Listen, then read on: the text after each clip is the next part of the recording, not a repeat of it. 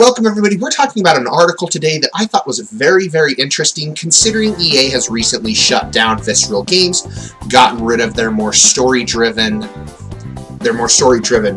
Star Wars game in order to go for something that players will come back to over time, as well as the position that Mass Effect Andromeda was put in and the problems that are kind of going on in there, and really why we should be worried about BioWare's future titles coming out. Now, I want to make it known that I do not agree with BioWare's stance on a lot of other issues. The podcast he was actually a part of, he talked a lot about racism and things like that. The guy is a far extreme individual on that one side. So we're not talking about this here. We're going to talk about what he had really actually said about EA, and I thought it was very, very interesting. So he kind of spoke out because of the recent shutdown of Visceral Games. He sat down with the news article station and talked in a podcast about really what kind of happens over at EA, and I thought it was very interesting. So let's go ahead and get started. This is what BioWare had experienced firsthand at EA. It's definitely a thing inside EA. They are generally pushing for a more open world games, and the reason you can monetize them better. Why do you care about that at EA? The reason you care about that is because microtransactions. Buying card packs in Mass Effect games, the multiplayer, it's the same reason we added card packs to Mass Effect 3. How do you get people to keep coming back to a thing instead of just playing for 60 to 100 hours? The problem is that we've scaled up our budgets to 100 million plus, and we haven't actually made space for good linear single-player games that are under that. But why can't we have both? Why does it have to be one or the other? And the reason is that EA and those big publishers in general don't care about the highest return on investment. Only care about the highest return on investment. They don't actually care what the players want. They care about what the players will pay for. You need to understand the amount of money that that's at play with the microtransactions. I'm not allowed to say the number, but I can tell you that when Mass Effect 3's multiplayer came out, those card packs were selling. The amount of money we made just off of those card packs was so significant that that's the reason Dragon Age has multiplayer. That's the reason other EA products started getting multiplayer and hadn't really had them before. Because we nailed it and brought in a ton of money. It's repeatable income versus one-time income.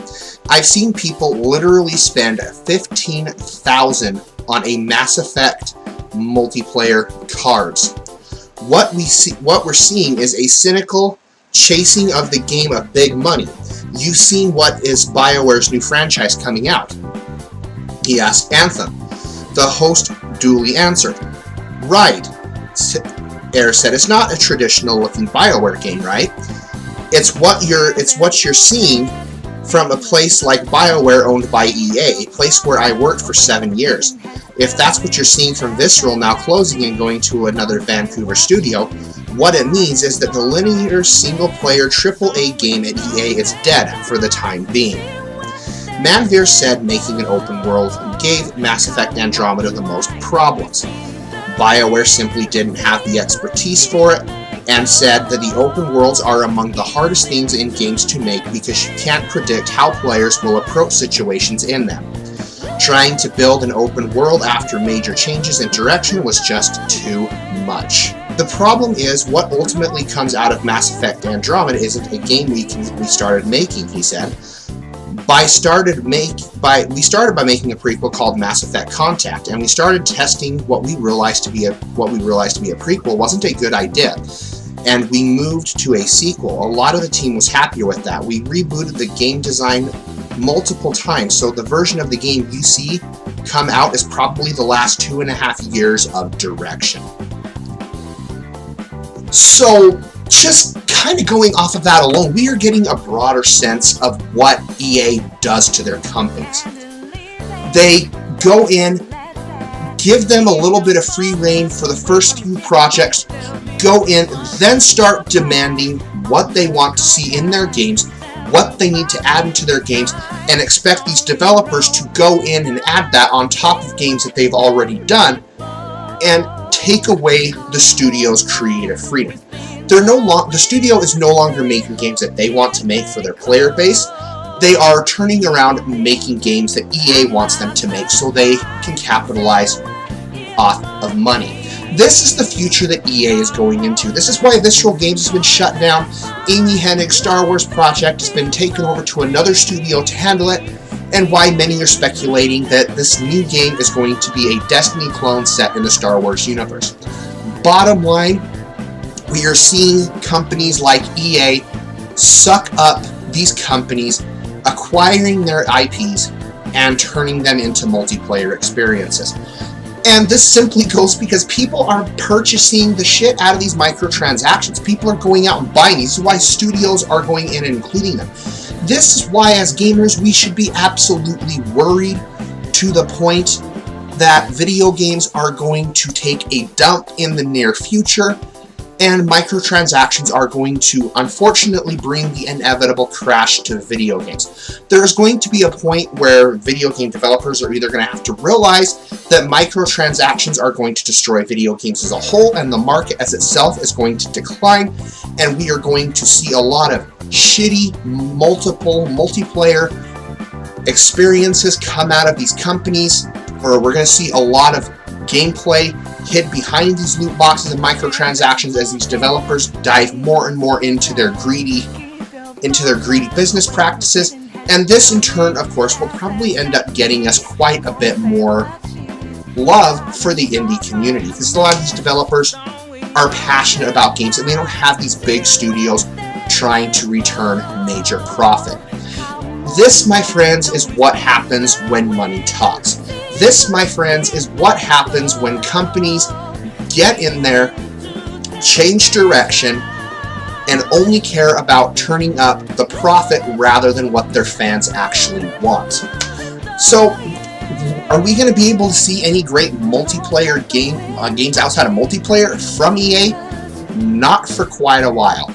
And I would say that is probably the shift that EA wants to go for, and they don't care. Because there's going to be a certain group, a certain demographic that is going to continuously do that.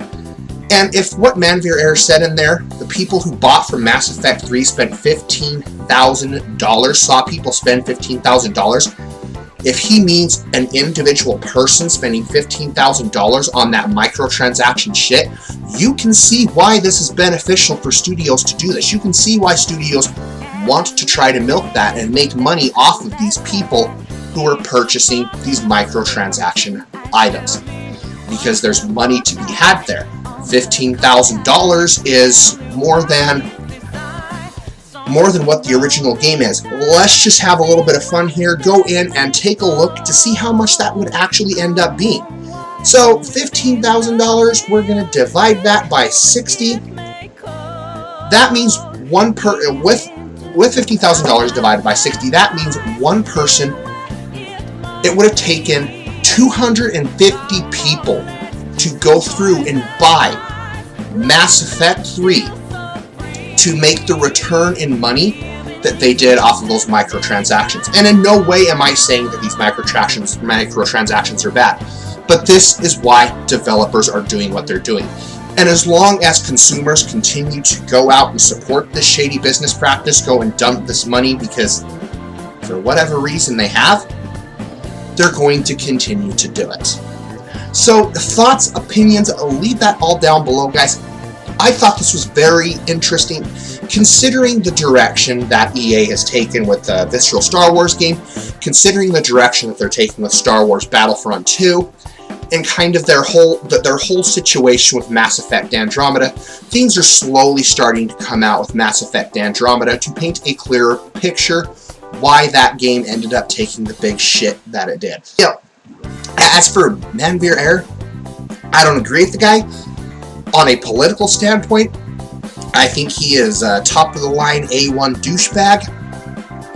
But for him to come out and reveal EA's business practices, this needed to be exposed and needed to be talked about. You guys have been watching the Spoony Bar. Go ahead and follow me. Go ahead and hit that subscribe button to keep up to date with all of my content. You guys can follow me on Facebook and Twitter, as well as all of my other social media links down below in that description box. You guys have been watching the Spoony Bard, and most importantly, stay happy, be happy, game happy. Spoony Bard is checking out.